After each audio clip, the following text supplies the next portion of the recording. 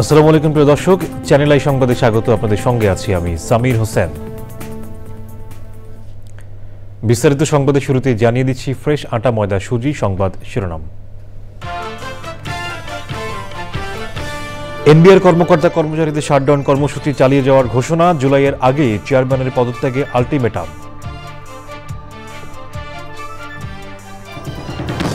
ইসলামকে বিজয় করতে সবাইকে ঐক্যবদ্ধ থাকতে ইসলামী আন্দোলনের আহ্বান, মহাসমাবেশ থেকে অন্তর্বর্তী সরকারকে নিরপেক্ষতা বজায় রাখার তাগিদ।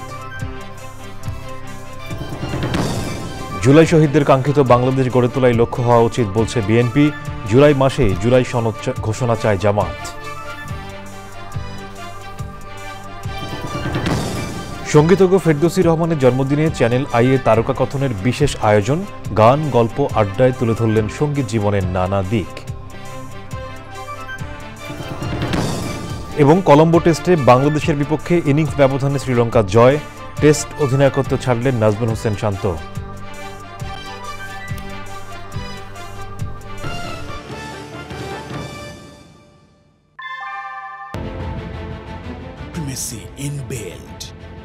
German technology, Bangladesh's first Thermix rod, Salam Steel Thermax. সংবাদ শিরোনামগুলো জানাচ্ছিলাম। এখনকার এই সংবাদ আয়োজন একই সঙ্গে চ্যানেল আই এর ইউটিউব চ্যানেল এবং চ্যানেল আই এর ওটিটি প্ল্যাটফর্ম আই স্ক্রিনে লাইভ স্ট্রিম হচ্ছে। এবার বিস্তারিত। জুলাইয়ের আগেই এনবিআর চেয়ারম্যানকে পদত্যাগ করার সময় বেঁধে দিয়েছে আন্দোলনরত কর্মকর্তা কর্মচারীদের প্ল্যাটফর্ম এনবিআর সংস্কার ঐক্য পরিষদ।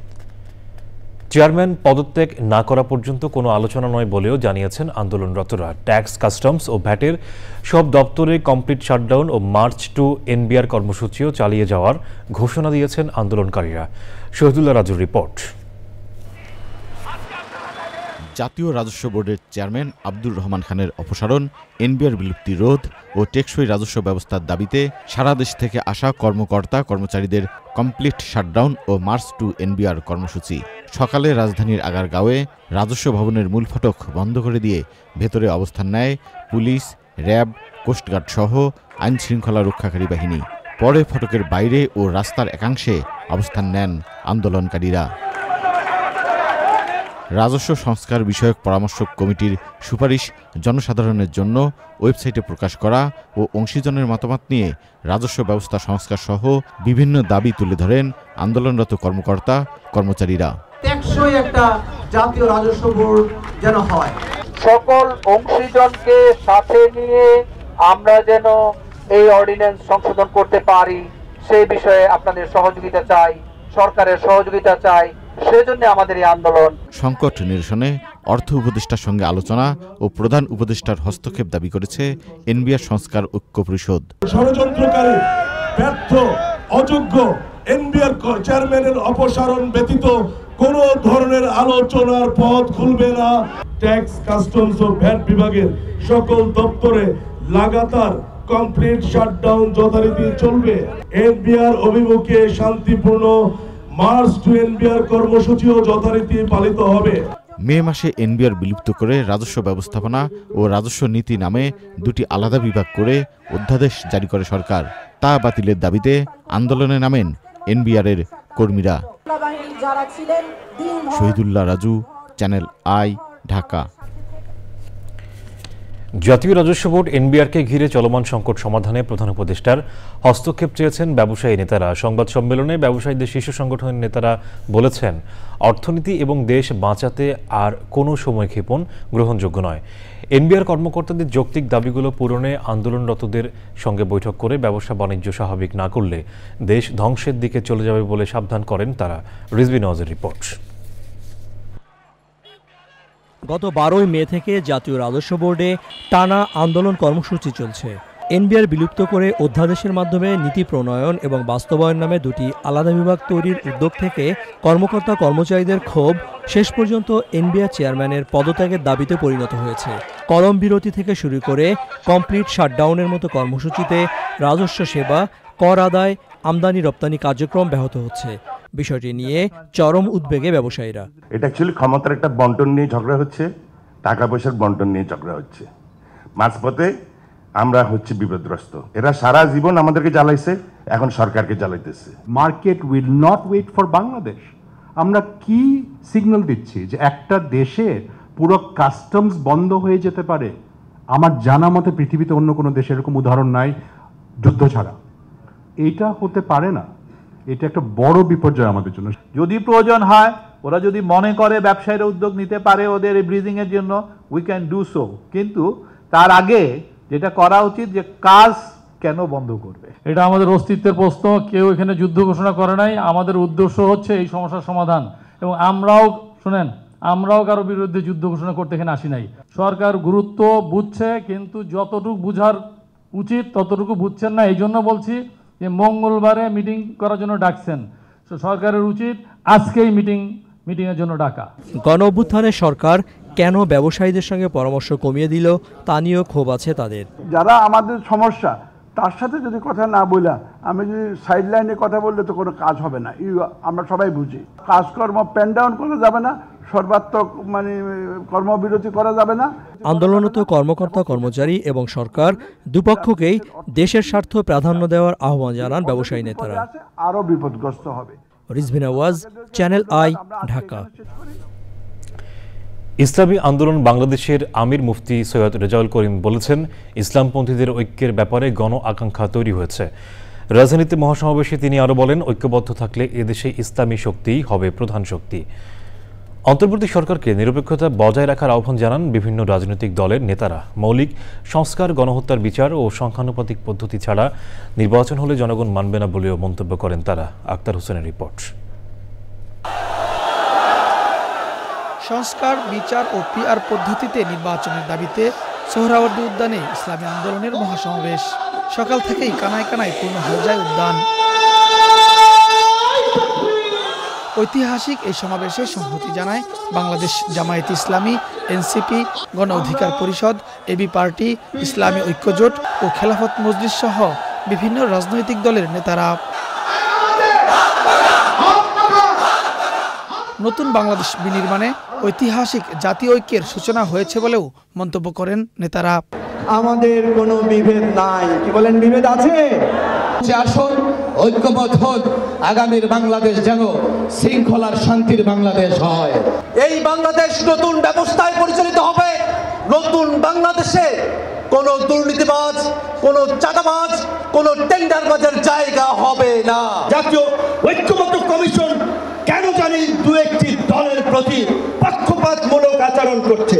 ভিন্নমত থাকা সত্ত্বেও একটি ঐতিহাসিক ঐক্যের যে পরিবেশ এবং সম্ভাবনা দেখা দিয়েছে, সৈয়দ মোহাম্মদ রেজাউল করিমের আহ্বানে আজকের ঐতিহাসিক মঞ্চে যারা বসে আছেন তারাই হচ্ছে এই ঐক্যের মহাকাণ্ডারী।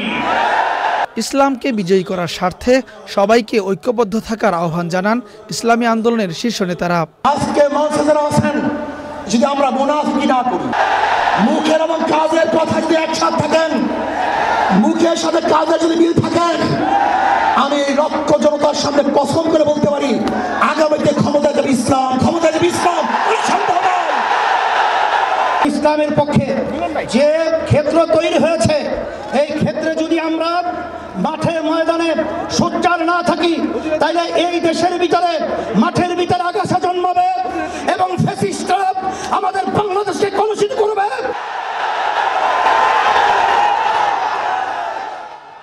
নির্বাচনের সম্ভাব্য তারিখ ঘোষণার পর এই ধরনের বড় গণজমায়েত মূলত নিজেদের শক্তি ও সামর্থ্য জানান দিচ্ছে চরমনাই পীরের নেতৃত্বাধীন ইসলামী আন্দোলন বাংলাদেশ। আগামীতে ধর্মভিত্তিক ও দেশপ্রেমিক রাজনৈতিক দলগুলোর নির্বাচনে জোট হলে পাল্টে যেতে পারে ভোটের সমীকরণ। রাজধানীর সোহরাওয়ার্দী উদ্যান থেকে আক্তার হোসেন, চ্যানেল আই। শেখ হাসিনার সঙ্গে ৭১ টিভি সহ বিভিন্ন গণমাধ্যমে ফ্যাসিবাদের দালালদের বিচারে স্বাধীন গণমাধ্যম কমিশন গঠনের দাবি জানিয়েছেন এনসিপি নেতা নাসির উদ্দিন পাটোয়ারি। বলেছেন, আসন্ন নির্বাচনে এনসিপি সরকার গঠন করবে, এতে সন্দেহের অবকাশ নেই। তবে শাসক নয়, এনসিপি হবে জনগণের সেবক। এনামুল কবির রূপমের রিপোর্ট। আন্তর্জাতিক এমএসএমই দিবস উপলক্ষে রাজধানীতে এক আলোচনা সভায় ৭১ টিভিতে সাক্ষাৎকার দেয়ায় দুঃখ প্রকাশ করেন জাতীয় নাগরিক পার্টি এনসিপির মুখ্য সমন্বয়ক নাসির উদ্দিন পাটোয়ারি। ৭১ টিভিতে বেশ ফেসিবাদী মুজাম্মল বাবু থেকে যারা ছিল সবাই একটা কোলাবোরেটর ছিল এবং আওয়ামী লীগের যে বিচার হওয়া উচিত ৭১ টিভিতে যারা সংশ্লিষ্ট ওই সময় কলা কৌশলী ব্যক্তিবর্গ ছিল তাদেরও বিচার হওয়া উচিত। আমি শুভেচ্ছা বক্তব্য দিয়েছি যেহেতু টিভি চ্যানেলটা চলমান রয়েছে এবং অনেকে নতুন ম্যানেজমেন্ট এসেছে, তো যারা নেটিজেনরা এটাতে দুঃখ পেয়েছেন আমি সকলের কাছে ক্ষমা প্রার্থনা করছি এবং আমরা চাই যে মিডিয়া সেক্টর থেকে শুরু করে বিভিন্ন যারা ফেসিবাদের অংশ ছিল তাদেরকে বিচারের আওতায় আনতে হবে এবং এটা একটা স্বাধীন মিডিয়া কমিশন গঠনের মাধ্যমে বাংলাদেশ সরকার নির্বাচনের আগে উদ্যোগটা নিয়ে তাদের বিচার প্রক্রিয়া সম্পন্ন করবে। নির্বাচনের পর এনসিপির অবস্থান নিয়েও কথা বলেন মুখ্য সমন্বয়ক। আমরা পার্লামেন্টে যাব এবং সরকার গঠন করব, এটাতে বাংলাদেশের 18 কোটি মানুষ কোনো সন্দেহের কোনো অবতারণা রাখার প্রয়োজন নেই। আমরা বলেছিলাম বাংলাদেশে একটা বুলেটের রেভলিউশন হয়েছে, আগামীতে হলো ব্যালটের রেভলিউশন হবে। এই তরুণ প্রজন্মকে সেই ব্যালটের রেভলিউশনে বাংলাদেশের কোনো শক্তি নাই যারা প্রতিহত করতে পারবে। অনুষ্ঠানে অন্যান্যের মধ্যে এনসিপির মুখ্য সংগঠক সার্জিস আলম, সিনিয়র যুগ্ম সদস্য সচিব ডাক্তার তাসনিম জারা বক্তব্য রাখেন। Enamul Kabir Rupam, channel I, Dhaka. জুলাই গণঅভ্যুত্থান ঘিরে মাসব্যাপী কর্মসূচি নেওয়া হয়েছে জানিয়ে সংস্কৃতি উপদেষ্টা মোস্তফা সরোয়ার ফারুকী বলেছেন ৫ই আগস্ট সবাই আবার উজ্জীবিত ও এক হবেন। বিএনপি নেতা সালাউদ্দিন আহমেদ বলেছেন যারা আনুপাতিক আর স্থানীয় সরকার নির্বাচনের কথা বলছেন তারা জাতীয় নির্বাচন বিলম্বিত হোক সেটা চায়। শাকের আদনানের রিপোর্ট। রাজধানীর আন্তর্জাতিক মাতৃভাষা ইনস্টিটিউটে বিএনপির প্রতিষ্ঠাতা শহীদ প্রেসিডেন্ট জিয়াউর রহমানের বর্ণাঢ্য কর্মময় জীবন নিয়ে স্মারক প্রকাশনা ও জিয়া আর্কাইভ উদ্বোধন অনুষ্ঠান এবং তারপরে Bangladesh research analysis and information network আয়োজিত অনুষ্ঠানের শিরোনাম জিয়াউর রহমান যুদ্ধের ময়দান থেকে রাষ্ট্রের প্রধান। আমরা মনে করব জিয়াউর রহমানের প্রতি তখন দেশের অর্থনীতি, কৃষি, গার্মেন্টস ও নারীর ক্ষমতায়ন সহ বিভিন্ন খাতে জিয়াউর রহমানের গুরুত্বপূর্ণ অবদান সহ গণ অভ্যুত্থানের কথা তুলে ধরেন বক্তারা। জুলাই 24-এ যেমন আমরা সবাই এক হয়েছি, এবারও সবাই এক হবে। আমি বিশ্বাস করতে চাই 2025-এর 5 আগস্ট সারা বাংলাদেশ আবার এক হবে। সেখানে সকল রাজনৈতিক দল, সকল স্টেক হোল্ডার প্রত্যেকে আবার এক হবে এবং এটা পতিত ফ্যাসিস্টের জন্য একটা সিগন্যাল হবে এবং সেটা করতে পারলে আমি মনে করি যে বাংলাদেশ ঠিক পথে আগাবে। এখন বাংলাদেশ ঠিক পথে আগানোর জন্য আমাদের সামনে কি করণীয় আছে? জিয়াউর রহমানের documentary is a good manual actually. BNP নেতা সালাউদ্দিন আহমদ বলেন ইসি যেদিন নির্বাচনের দিনক্ষণ ঘোষণা করবে সেদিন আশ্বস্ত হওয়া যাবে। আনুপাতিক হারে নির্বাচনের কথা যারা বলছেন তাদের একটা উদ্দেশ্য আছে। যারা স্থানীয় সরকারের নির্বাচন জাতীয় সংসদের নির্বাচনের আগে চায় তাদের একটু উদ্দেশ্য আছে, হয় নির্বাচন বিলম্বিত করা অথবা বাংলাদেশে নির্বাচন না হওয়া, এটা তাদের উদ্দেশ্য থাকতে পারে। তবে আমরা বাংলাদেশের মানুষ ঐক্যবদ্ধ আছি। এদেশের সকল গণতন্ত্রকামী মানুষ সংগ্রাম করেছে স্থানীয় সরকার নির্বাচনের জন্য নয়। অনুষ্ঠানের শুরুতে শহীদ প্রেসিডেন্ট জিয়াউর রহমানের ওপর নির্মিত প্রামাণ্যচিত্র প্রদর্শন করা হয়। শাকের আদনান, চ্যানেল আই, ঢাকা। বিএনপির সিনিয়র যুগ্ম মহাসচিব রুহুল কবির রিজভী বলেছেন গণঅভ্যুত্থানে শহীদদের কাঙ্ক্ষিত বাংলাদেশ গড়ে তোলাই মূল লক্ষ্য হওয়া উচিত। জুলাই আগস্টে শহীদদের স্মরণে 1 জুলাই থেকে 6 আগস্ট পর্যন্ত নানা কর্মসূচি পালন করবে বিএনপি। সে লক্ষ্যে রাজধানীর চীন মৈত্রী সম্মেলন কেন্দ্র পরিদর্শন করেন রুহুল কবির রিজভী সহ আয়োজনের দায়িত্বে থাকা নেতারা। পরিদর্শন শেষে রিজভী বলেন প্রবৃদ্ধি কমে গেছে, অন্তর্বর্তী সরকারকে অর্থনীতির দিকে নজর দিতে হবে। নির্ধারিত সময়ের মধ্যে নির্বাচনের মাধ্যমে জন আকাঙ্ক্ষা পূরণ হবে বলেও আশা প্রকাশ করেন রিজভী। শ্রমিক, রিকশাওয়ালা কেউ বাদ যায়নি। তো সুতরাং এই আত্মদানের এই জীবন উৎসর্গ করি শহীদদেরকে আমাদের স্মরণ রাখতে হবে প্রতিক্ষণে, প্রতি সময়ে। আমাদের এখনও জনগণের আস্থা আছে, সবারই আস্থা আছে মানুষের কল্যাণে এবং গণতন্ত্রের স্বার্থে ডক্টর ইউনূস সাহেব তিনি কাজ করবেন, অন্তর্বর্তীকালীন সরকার সেটি কাজ করবেন এবং নির্ধারিত সময়ের কথা বলেছি তার মধ্যে তিনি অবাধ সুষ্ঠু নির্বাচন দিয়ে যে জনপ্রতিনিধিরা যারা জনগণের কাছে জবাবদিহি করবে সেই ধরনের ব্যবস্থা তিনি করে যাবেন। জামাত ইসলামের নেতারা বলেছেন সরকার জুলাই সনদ ঘোষণায় জাতির কাছে প্রতিশ্রুতিবদ্ধ। জুলাই মাসের মধ্যেই সনদ ঘোষণার দাবি জানান তারা। মগবাজারে কেন্দ্রীয় কার্যালয়ে জুলাই গণঅভ্যুত্থানের বর্ষপূর্তি উপলক্ষে মাসব্যাপী কর্মসূচি ঘোষণা করে এসব কথা বলেন দলের সেক্রেটারি জেনারেল অধ্যাপক মিয়া গোলাম পরোয়ার। সে সময় 1 জুলাই থেকে 8 আগস্ট নতুন বাংলাদেশ দিবস পর্যন্ত নানা দলীয় কর্মসূচি ঘোষণা করেন তিনি। উল্লেখযোগ্য কর্মসূচির মধ্যে রয়েছে শহীদ আবু সাইদ স্মরণে 16 জুলাই রংপুরে দোয়া ও আলোচনা সভা, 19 জুলাই ঘোষিত 7 দফা বাস্তবায়নে সোহরাওয়ার্দী উদ্যানে জাতীয় সমাবেশ, 5 আগস্ট গণমিছিল, 6 থেকে 8 আগস্ট বিশিষ্টজনদের নিয়ে আলোচনা সভা।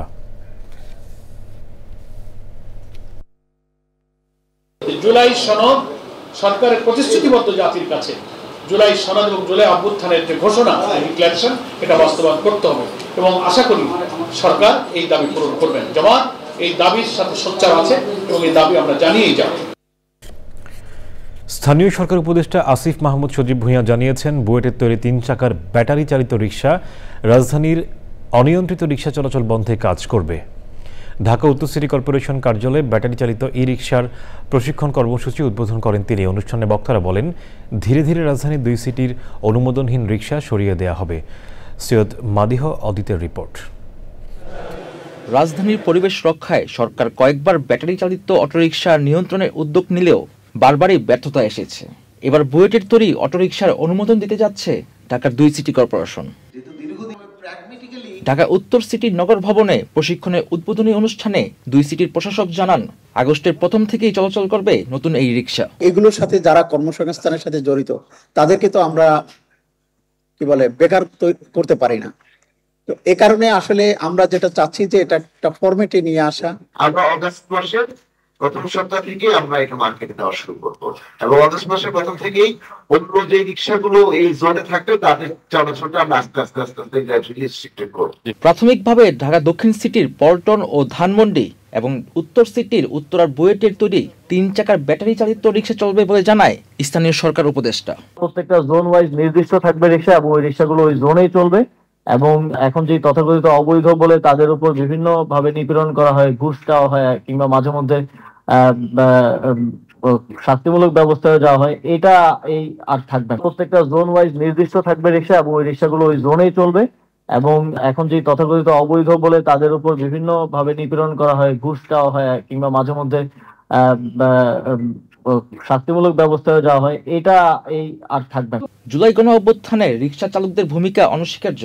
সেই দায়বদ্ধতা থেকেই তাদেরকে বৈধতার স্বীকৃতি দিতে এবং চালকদের নাগরিক অধিকার নিশ্চিত করতে সরকার স্বল্পগতির ব্যাটারি চালিত রিকশা ই রিকশার কার্যক্রম শুরু করেছে বলে জানান সংশ্লিষ্টরা। Syed Madih Adit, Channel I, Dhaka. Iran Israel পরিস্থিতি ফলো আপ।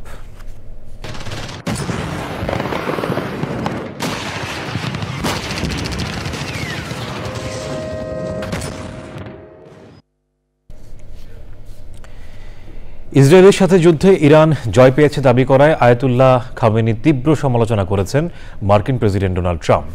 হুমকি দিয়ে তিনি বলেন, ইরান পারমাণবিক অস্ত্র তৈরির চেষ্টা করলে দেশটিতে আবারও বোমা বর্ষণ করা হবে। ট্রাম্প তার মালিকানাধীন সামাজিক যোগাযোগ মাধ্যম ট্রুথ সোশ্যালে দেয়া পোস্টে বলেন, তিনি খামেনিকে এক সহিংস ও অপমানজনক মৃত্যুর হাত থেকে বাঁচিয়েছেন। তিনি আরও লিখেন, আগের দিন এক বক্তব্যে ইরানের বিজয় দাবি করার সময় খামেনি নির্লজ্জ ও বোকামিপূর্ণ মিথ্যা বলেছেন।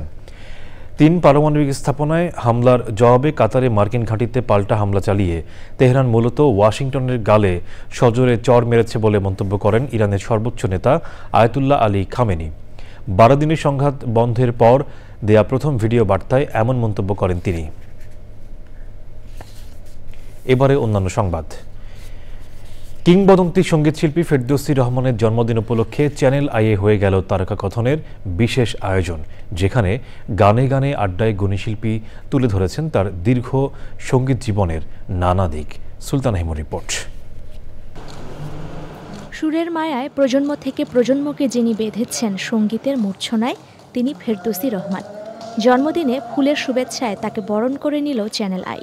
অনুষ্ঠিত হল চ্যানেল আইয়ের তারকা কথন অনুষ্ঠানের বিশেষ আয়োজন।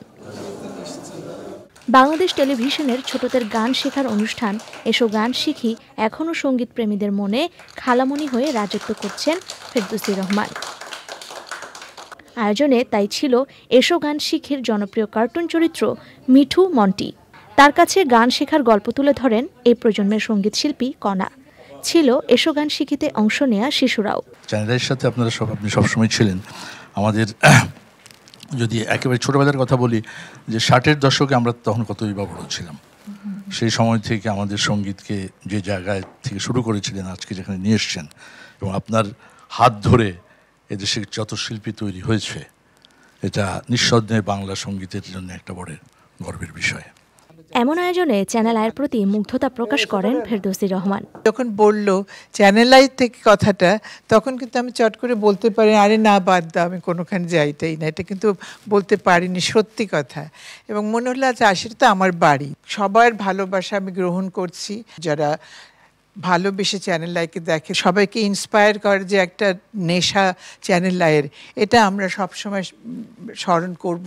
এবং আমাকে আপনারা ডেকে যে যতটুকু সম্মান দেখালেন বা ভালোবাসা জানালেন, এটা আমার জন্য একটা বিরাট পাওয়া।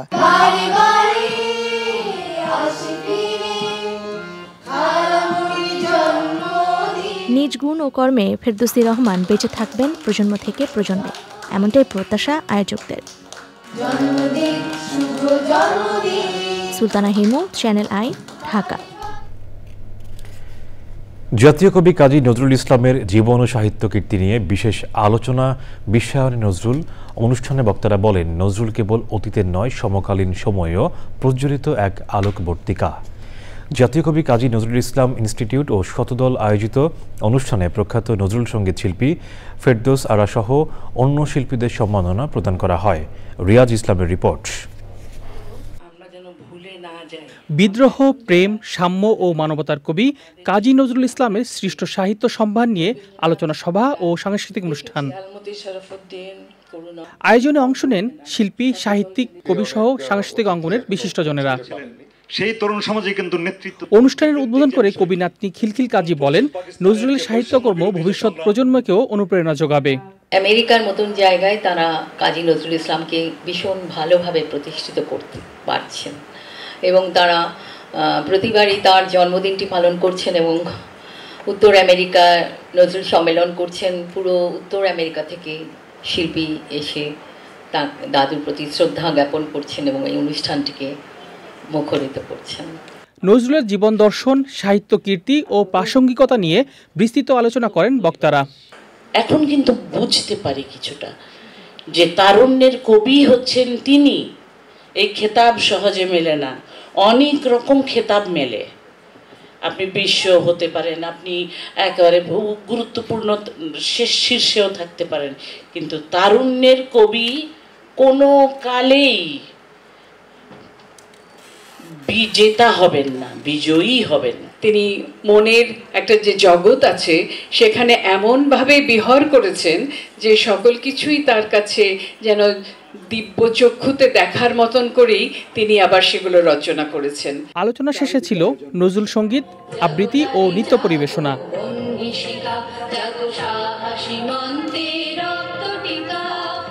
রিয়াজ ইসলাম, চ্যানেল আই, ঢাকা। এবারে আই স্পোর্টস।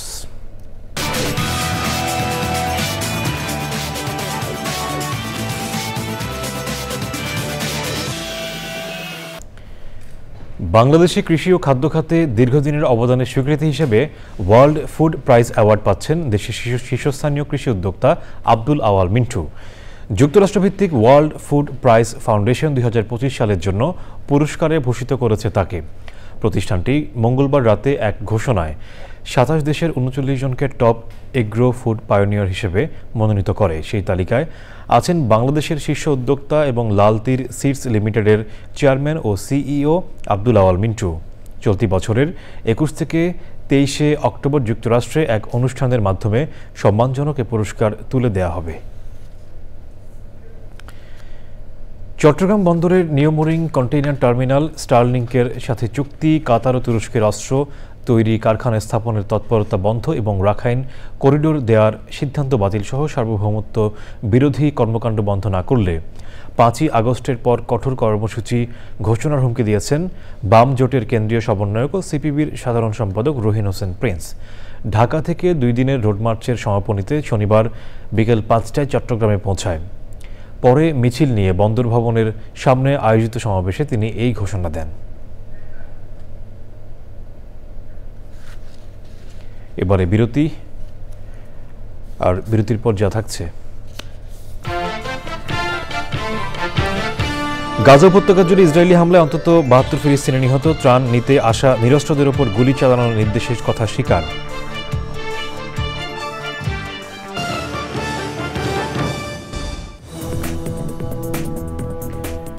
বিরতির পর আবারও আমন্ত্রণ।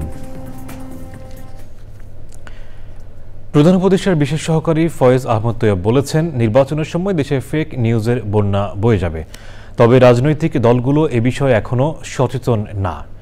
বাংলাদেশের গণমাধ্যমে সাম্প্রতিক অপতথ্যের গতি প্রকৃতি শীর্ষক সেমিনারে তিনি বলেন, কোটি মানুষের ভুয়া আইডি ব্যবহার করে নির্বাচন ম্যানিপুলেট করার ঝুঁকি রয়েছে, এজন্য ডেটা গভর্নেন্স অথরিটি প্রয়োজন বলে মনে করেন তিনি। তিনি আরও বলেন, ভাইরাল নিউজের কমার্শিয়াল ভ্যালু আছে বলেই এসব হচ্ছে, তবে তা প্রতিরোধ করা না গেলে মূলধারার গণমাধ্যম ক্ষতিগ্রস্ত হবে। এজন্য গণমাধ্যম প্রতিষ্ঠানকে ফ্যাক্ট চেকিংয়ের জন্য আলাদা টিম ও প্রযুক্তিগত টুল ব্যবহারের জন্য বিনিয়োগ করার আহ্বান জানান তিনি। অপতথ্য মোকাবেলায় কয়েকটি আইন করা হচ্ছে বলেও জানান ফয়েজ আহমদ। সেমিনারে মূল প্রবন্ধ উপস্থাপন করেন আইসিটি বিভাগের ইবিএলআইসিটি প্রকল্পের পরামর্শক ডক্টর মামুনুর রশিদ। স্বাগত বক্তব্যে পিআইবির মহাপরিচালক ফারুক ওয়াসিফ বিভিন্ন সংবাদ মাধ্যমে খণ্ডিত তথ্য উপস্থাপনের সমালোচনা করে তথ্য যাচাইয়ের গুরুত্ব তুলে ধরেন। সেমিনারে বিভিন্ন গণমাধ্যমের প্রতিনিধিরা অংশ নেন। ফেক ভিডিও, স্ক্রিপ্টেড ভিডিও অনেক কিছু আছে, এগুলো হবে, কিন্তু আবার এগুলো ডিটেকশনের মেকানিজম আছে। এটা আলোচনায় এসেছে, কিন্তু যেটা আলোচনায় আসেনি সেটা হচ্ছে পত্রিকার সম্পাদক এবং মালিক পক্ষ মিলে সেই ডিটেকশনে ইনভেস্ট করতে চায় কি চায় না। এই প্রশ্নগুলো আমাদের সামনে আনতে হবে, এবং যারা ডিটেকশন করবে যে টুলসগুলো আছে সেই টুলসগুলো অধিকাংশ ক্ষেত্রে দেখা যায় যে পেইড ভার্সন ওপেন সোর্স টুল ব্যবহার করা হয়। এটা দিয়ে আপনি পারবেন না, আপনাকে পেইড ভার্সন টুল কিনতে হবে। এখন ওই ইনভেস্টমেন্টটা পত্রিকা করতে চায় কিনা চায় না। আমাদের কাছে পত্রিকাগুলোর এই ধরনের ইনভেস্টমেন্টে একটা অনীহা দেখতে চাই আমরা। রংপুরে বাংলাদেশ জুডিশিয়াল সার্ভিস অ্যাসোসিয়েশনের উদ্যোগে বিচার বিভাগের স্বাধীনতা, পৃথক সচিবালয় ও গণঅভ্যুত্থানের পূর্ণতা শীর্ষক মতবিনিময় সভা অনুষ্ঠিত হয়েছে। RDRS বেগম রোকেয়া হল রুমে দিনব্যাপী এই মতবিনিময় সভায় প্রধান অতিথি ছিলেন রংপুর সিনিয়র জেলা ও দায়রা জজ ফজলে খোদা মোহাম্মদ নাজির। বাংলাদেশ জুডিশিয়াল সার্ভিস অ্যাসোসিয়েশনের সভাপতি মোহাম্মদ আমিরুল ইসলামের সভাপতিত্বে বক্তৃতা করেন মহানগর দায়রা জজ মশিউর রহমান খানসহ রংপুর বিভাগের বিভিন্ন পর্যায়ের বিচারকরা। সভায় 24 জুলাই গণঅভ্যুত্থানের পর গঠিত অন্তর্বর্তী সরকারের বিচার বিভাগ সংস্কার উদ্যোগের ওপর বিশেষ আলোকপাত করেন বিচারকরা। এবারে নিটলটাটা আন্তর্জাতিক সংবাদ।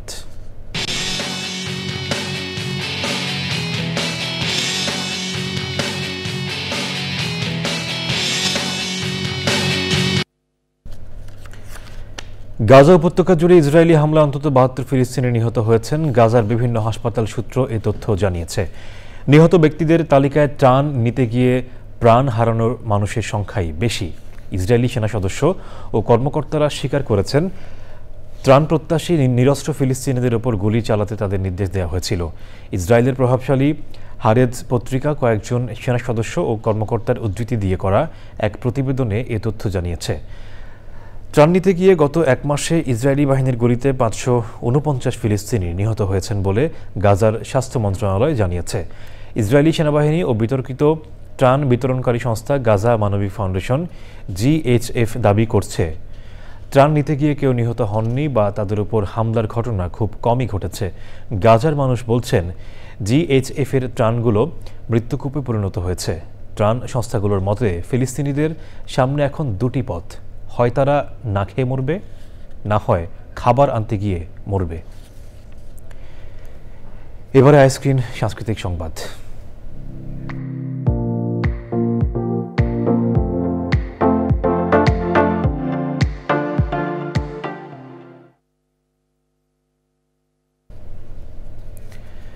বিনোদনের দুনিয়া ওটিটি প্ল্যাটফর্ম আইস্ক্রিনের প্রদর্শন করা হচ্ছে চলচ্চিত্র শোধ।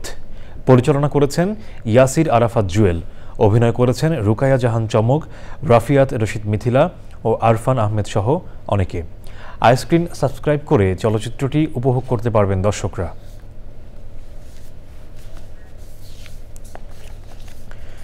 শিল্পকলা একাডেমির এক্সপেরিমেন্টাল থিয়েটার হলে ভৈরবী গীতরঙ্গ দলের নতুন নাটক অগ্নিশ্রাবণের দ্বিতীয় মঞ্চায়ন হয়েছে। ইলিয়াস নবী ফয়সাল রচিত ও নির্দেশিত এই নাটকের বিভিন্ন চরিত্রে অভিনয় করেন অর্পিতা, অপরাজিতা, অতনু, আয়রা, বিপ্লব সহ অন্যরা। তেভাগা আন্দোলন 47, 52, 69, 71, 1990 থেকে 2024 পর্যন্ত ইতিহাসের নানা লড়াইয়ের কাহিনী বর্ণিত হয়েছে অগ্নিশ্রাবণ নাটকে। ক্ষমতার পালা বদলে সাধারণ মানুষের ভাগ্য যে বদলায় না, সেই কথাই বলেছে অগ্নিশ্রাবণ। সংস্কৃতি বিষয়ক মন্ত্রণালয়ের পৃষ্ঠপোষকতায় এবং বাংলাদেশ শিল্পকলা একাডেমির আয়োজনে এই নাট্য প্রযোজনা অনুষ্ঠিত হয়। এবারে কৃষি সংবাদ।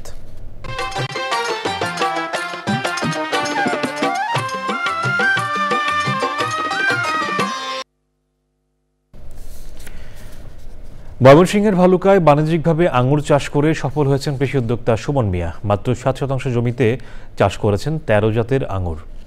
পড়াশোনার পাশাপাশি বেকারত্ব দূর করতে আঙুর বাগান করে সাফল্য পাওয়ায় তিনি এখন অনেকের অনুপ্রেরণার উৎস। কৃষি বিভাগ বলছে, কেউ আঙুর বাগান করতে চাইলে পরামর্শ ও সহযোগিতা দেয়া হবে। ময়মনসিংহ থেকে শেখ মহিউদ্দিন আহমেদের তথ্য ভিডিও চিত্রে সুলতানা হিমুর রিপোর্ট। মাচায় ঝুলছে লাল, সবুজ, কালো আঙ্গুর। বাগানে আছে প্রায় 13 প্রজাতির আঙ্গুর। ময়মনসিংহের ভালুকা উপজেলার কৈয়াদি গ্রামের অনার্স শিক্ষার্থী সুমন মিয়ার বাগানে দেখা মিলবে এমন চিত্র। মাত্র 7% জমিতে গড়ে তুলেছেন আঙ্গুরের বাগান। ইউটিউব ও ফেসবুকে চাষ পদ্ধতি দেখে 2022 সালে যশোর থেকে সংগ্রহ করেন বিভিন্ন জাতের 27টি আঙ্গুরের চারা। 3 বছর পরিচর্যায় গাছে ফল এসেছে। এক গাছে আমার এভারেজ আমার যতটুকু ধারণা যে 10 থেকে 15 কেজি ফলন আছে। যদি প্রাকৃতিক দুর্যোগ না হয় তাহলে 4 থেকে 450 এরকম ভাবে বিক্রি করা যাবে। সুস্বাদু ও মানসম্মত হওয়ায় সুমনের আঙুর বাগান দেখতে যাচ্ছেন নতুন কৃষি উদ্যোক্তারা। সেখান থেকে চারা নিয়ে নতুন বাগান গড়ে তোলার স্বপ্ন তাদের। আসলে এটারই প্রমাণ যে আসলে পরিশ্রম কখনো বৃথা যায় না। নিজেরা কিছু করি, দেশের চাহিদা মিটাই। কিছু চারা নেব, কৃষি কাজ করি, পাশাপাশি আমি আঙুরের বাগান করার জন্য আগ্রহী। যে উদ্যোগটা সুমন নিয়েছে আসলে একটি প্রশংসনীয় উদ্যোগ। প্রচুর ফলন তার এখানে আমরা দেখতে পাচ্ছি। ভালুকা উপজেলা কৃষি বিভাগ জানিয়েছে, ভালুকার মাটি আঙুর চাষের উপযোগী। কৃষকদের উন্নত জাতের আঙুর চাষে উৎসাহিত করার পাশাপাশি দেয়া হচ্ছে পরামর্শ। প্রয়োজনীয় পরামর্শ দিয়েছি, তার পাশে ছিলাম। তো উনি একটি পলিনেট হাউজের মাধ্যমে যদি আঙুর চাষ করা যায় তাহলে আরো বেশি সম্প্রসারণ করা যাবে। তো আমরা কৃষকদেরকে পরামর্শ দিচ্ছি, আর কেউ যদি আগ্রহী হয় আঙুর চাষের জন্য আমরা তাদেরকে প্রয়োজনীয় ট্রেনিং এবং কারিগরি সহযোগিতা প্রদান করব। সুমনের উৎপাদিত সবুজ আঙুর স্থানীয় বাজারে 400 টাকা এবং লাল কালো আঙুর 450 টাকা কেজি দরে বিক্রি হচ্ছে। Sultana Himu, channel I. এবারে প্রকৃতি সংবাদ।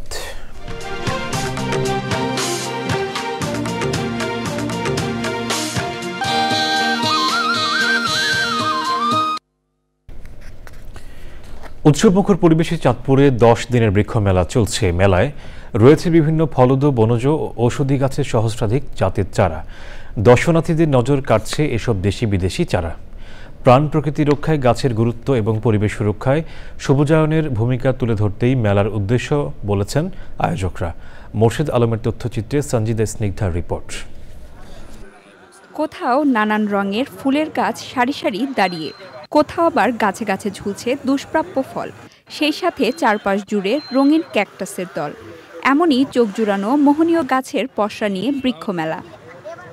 পছন্দের গাছ কিনতে মেলায় শিক্ষার্থী সহ সাধারণ মানুষের উচ্ছ্বাস। এখানে মোটামুটি দাম অন্য জায়গা থেকে কম। কয়েকটা কিনছি, আবার কয়েকটা বাকি আছে। মালটা, কমলা, জাম্বুরা, লিচু, বেল, ঔষধি গাছ, আনকমন গাছগুলো যেগুলো এগুলো আমরা মানুষের মাঝে তুলে ধরতে পারি, এর জন্য আর কি বৃক্ষ মেলাটা দেওয়া হয়েছে। কট বেল আছে, জাতি বেল আছে, বিভিন্ন ধরনের ভিয়েতনাম মালটা, বিভিন্ন আপনার কমলা এবং বিভিন্ন ধরনের ফলফলাদি গাছ আমরা সংগ্রহ করে থাকি। পরিবেশ সুরক্ষায় গাছের গুরুত্ব সম্পর্কে সচেতনতা তৈরিতেই এই আয়োজন। সব ধরনের চারা এখানে 7 দিন ব্যাপী থাকবে। মেলার উদ্দেশ্য হলো জনগণকে উদ্বুদ্ধ করা এবং গাছ লাগানোর জন্য, আরো বেশি বেশি করে যেন গাছ লাগাতে পারে। ভবিষ্যতের নিরাপদ সুন্দর বাসযোগ্য শহর গড়ে তুলতে বৃক্ষরোপণের বিকল্প নেই। দেশি ফলগুলো হারিয়ে যাচ্ছে, সেই ফলগুলো যাতে আমরা আবার উৎপাদন করতে পারি, খেতে পারি, এটার জন্য আমরা এই মেলাটার অনেক গুরুত্ব বহন করে। সবুজের ছায়ায় সুখী আগামী বিনির্মাণে এ ধরনের আয়োজন পরিবেশ সচেতনতার আন্দোলনকে আরও বেগবান করবে বলছেন পরিবেশবাদীরা। সঞ্জিদা স্নিগ্ধা, প্রকৃতি ও জীবন ডেস্ক, চ্যানেল আই। ঝালকাঠি সদর উপজেলার পূর্ব গোয়াটন এলাকায় তালগাছ কেটে প্রায় 5 শতাধিক বাবুই পাখির ছানা হত্যার অভিযোগ উঠেছে। গাছটি ছিল শতাধিক বাবুই পাখির বাসা ও প্রজননের একমাত্র নিরাপদ আশ্রয়স্থল, যা কেটে ফেলায় বাসা থেকে ছানা ও ডিম মাটিতে পড়ে ছিন্নভিন্ন হয়ে যায়। স্থানীয়রা ঘটনার তীব্র নিন্দা জানিয়ে দোষীদের দৃষ্টান্তমূলক শাস্তি দাবি করেছেন। উপজেলা নির্বাহী কর্মকর্তা জানিয়েছেন, ঘটনায় জড়িতদের শনাক্ত করে আইনানুগ ব্যবস্থা নেওয়া হবে।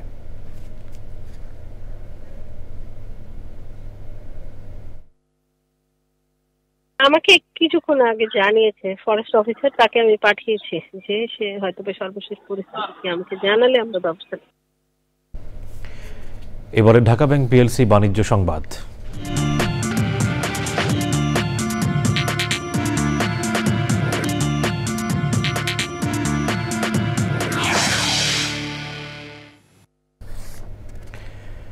জুলাই থেকে 400 টাকায় ব্রডব্যান্ড ইন্টারনেট সেবা দেওয়ার সরকারি নির্দেশ থাকলেও তা নাকচ করে দিয়েছে internet service providers association of Bangladesh ISPAB। Telecom and technology reporters network TRNBর সেমিনারে ইন্টারনেট সেবাদাতাদের সংগঠন ISPABর সভাপতি জানিয়েছেন, স্বল্পমূল্যে মানসম্মত সেবা দেওয়া সম্ভব নয়, এগুলো সস্তা রাজনীতি। প্রস্তাবিত খসড়া নীতিমালা টেলিকম নীতিমালা নিয়ে সেমিনারে সংগঠনের নেতারা ব্রডব্যান্ডের ন্যূনতম মূল্য 800 টাকা করাসহ 7 দফা দাবি তুলে ধরেন। স্টারলিংকে অনৈতিক সুবিধা দেয়া হচ্ছে অভিযোগ করে বক্তারা বলেন, সবার জন্য এক নীতি হওয়া উচিত।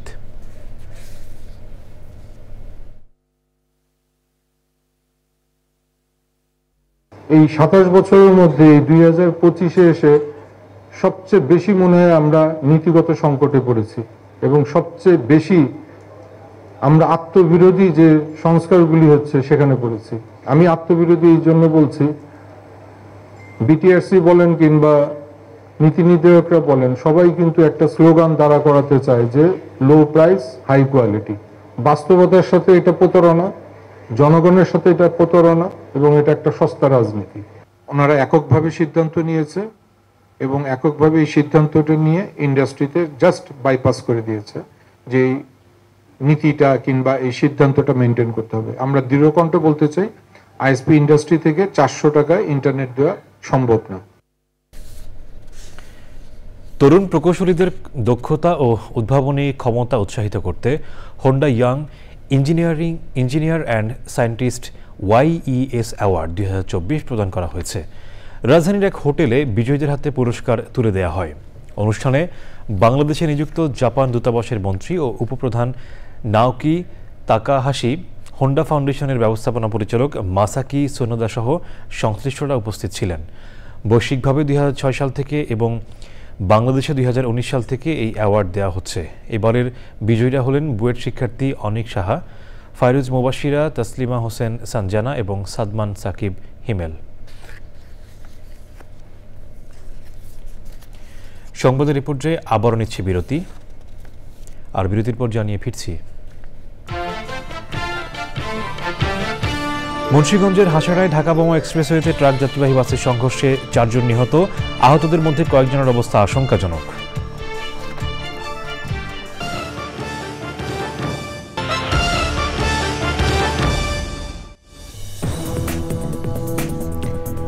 বিরতির পর আবারও আমন্ত্রণ। মুন্সিগঞ্জের হাসাড়া এলাকায় ঢাকা মাওয়া এক্সপ্রেসওয়েতে ঢাকামুখী লেনে চলমান ট্রাকের পেছনে যশোর থেকে ছেড়ে আসা যাত্রীবাহী বাসের ধাক্কায় 4 জন নিহত হয়েছেন। ট্রাকের হেলপার ও বাস যাত্রীসহ আহত হয়েছেন 16 জন। আহতদের মধ্যে কয়েকজনের অবস্থা আশঙ্কাজনক, তাদের ঢাকা মেডিকেল কলেজ হাসপাতালে ভর্তি করা হয়েছে। শুক্রবার রাত 3:30টার দিকে এই দুর্ঘটনা ঘটে। উদ্ধারকর্মীরা জানিয়েছেন, যশোর থেকে আসা বাস হামদান এক্সপ্রেস চলমান একটি ট্রাকের পেছনে ধাক্কা দেয়। এতে বাস ও ট্রাক দুটি নিয়ন্ত্রণ হারিয়ে এক্সপ্রেসওয়ের মাঝখানের সড়ক দ্বীপের রেলিংয়ে ধাক্কা খায়।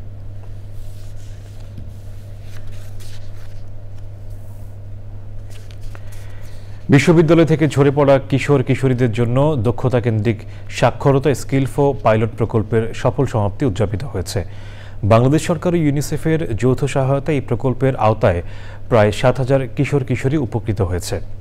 অনুষ্ঠানে প্রধান অতিথি ছিলেন প্রাথমিক ও গণশিক্ষা উপদেষ্টা অধ্যাপক ডাক্তার বিধান রঞ্জন রায় পোদ্দার। প্রাথমিক ও গণশিক্ষা মন্ত্রণালয়ের সচিব মোহাম্মদ সাখাওয়াত হোসেনের সভাপতিত্বে বক্তব্য রাখেন মাদ্রাসা ও কারিগরি শিক্ষা বিভাগের সচিব ডক্টর KM কবিরুল ইসলাম। স্বাগত বক্তব্য রাখেন উপানুষ্ঠানিক শিক্ষা ব্যুরোর মহাপরিচালক দেবব্রত চক্রবর্তী।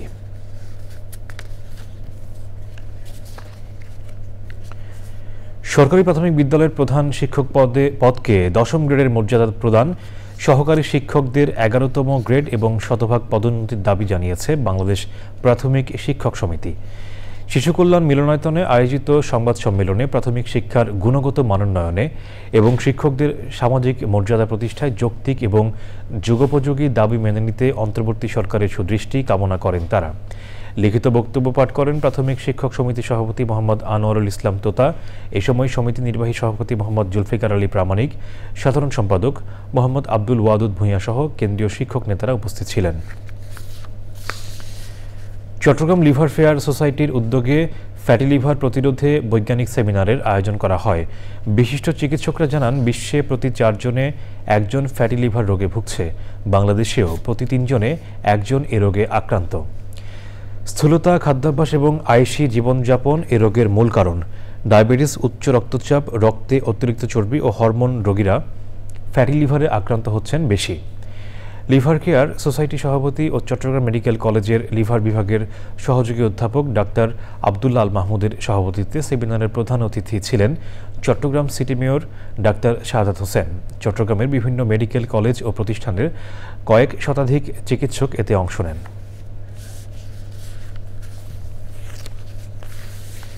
বৃহত্তর নোয়াখালী ফোরাম ঢাকা 12 আসনের উদ্যোগে ঈদ পরবর্তী শুভেচ্ছা বিনিময়ের আয়োজন করা হয়। অনুষ্ঠানের প্রধান অতিথি ছিলেন বিএনপি চেয়ারপারসনের উপদেষ্টা জয়নুল আবেদিন ফারুক। বিশেষ অতিথি ছিলেন ঢাকা মহানগর উত্তর বিএনপির সাবেক আহ্বায়ক সাইফুল আলম নীরব। অনুষ্ঠানে বৃহত্তর নোয়াখালীর বিভিন্ন পর্যায়ের কর্মরত পেশাজীবী, রাজনীতিবিদ সহ সংশ্লিষ্টরা উপস্থিত ছিলেন।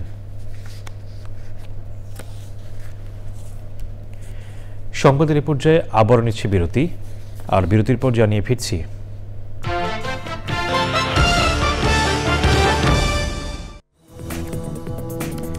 বিরতির পর আবারও আমন্ত্রণ।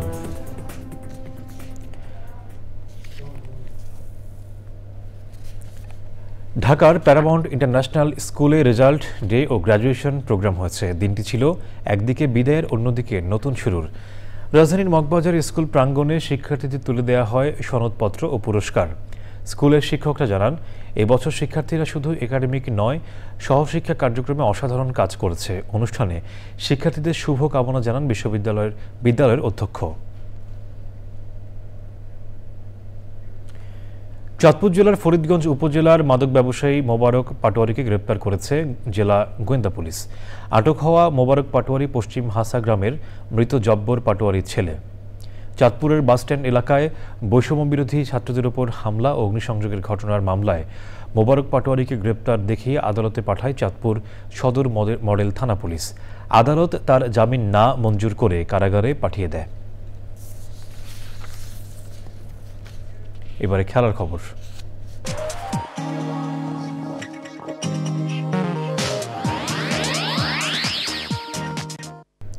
শেষ করার আগে ফ্রেশ আটা, ময়দা, সুজি সংবাদ শিরোনামগুলো জানাচ্ছি আরও একবার। এনবিআর কর্মকর্তা কর্মচারীদের শাটডাউন কর্মসূচি চালিয়ে যাওয়ার ঘোষণা। জুলাইয়ের আগেই চেয়ারম্যানের পদত্যাগে আলটিমেটাম।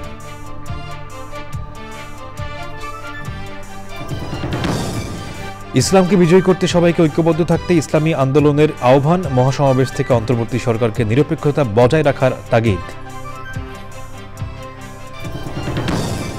জুলাই শহীদদের কাঙ্ক্ষিত বাংলাদেশ গড়ে তোলাই লক্ষ্য হওয়া উচিত বলছে বিএনপি। জুলাই মাসে জুলাই সনদ ঘোষণা চায় জামাত।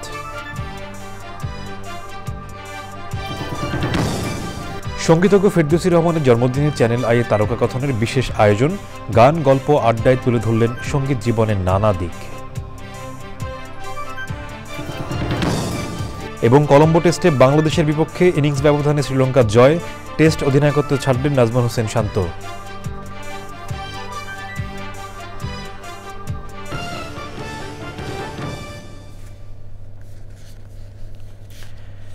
দর্শক, চ্যানেল আইয়ের সর্বশেষ সংবাদ জানতে ভিজিট করুন channelionline.com-এ। যুক্ত থাকুন আমাদের সোশ্যাল মিডিয়া প্ল্যাটফর্মগুলোর সাথে।